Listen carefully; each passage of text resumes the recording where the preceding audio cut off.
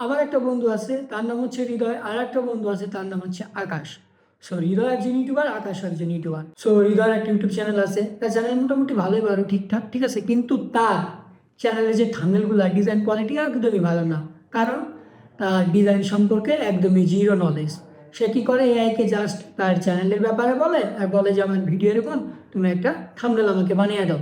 আকাশ সে একজন ইউটিউবার, তার YouTube channel খুব বেশ বড়। সে কন্টেন্টের উপরে প্লাস ডিজাইনের থাম্বনেলের উপরে বেশি ফোকাস করে, কারণ সে জানে থাম্বনেল কতটা ইম্পর্টেন্ট চ্যানেলের জন্য। তার চ্যানেলের থাম্বনেলগুলো সুন্দর হওয়ার কারণ কি, সে হলো গ্রাফিক্সের ব্যাপারে খুব সুন্দর একটা নলেজ আছে, প্লাস সে 2 থেকে 3 বছরের মতো গ্রাফিক ডিজাইনে ফ্রিল্যান্সিংও করছে। থাম্বনেলের ব্যাপারেও তার খুব সুন্দর নলেজ আছে, সুন্দর মতো ইজিলি বাই করে নিতে পারবে। কারণ কি, সে একজন ভালো গ্রাফিক ডিজাইনার।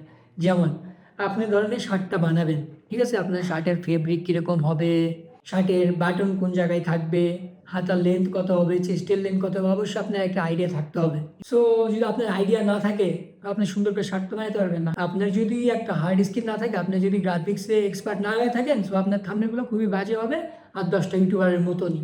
সো আপনি যদি একজন হার্ড স্কিলফুল গ্রাফিক ডিজাইনার হয়ে থাকেন বা ভিডিও এডিটর হয়ে থাকেন, সো অবশ্যই আপনি ভালো কিছু করতে পারবেন, আর এআইকে তখন আপনার শত্রু মনে হবে না।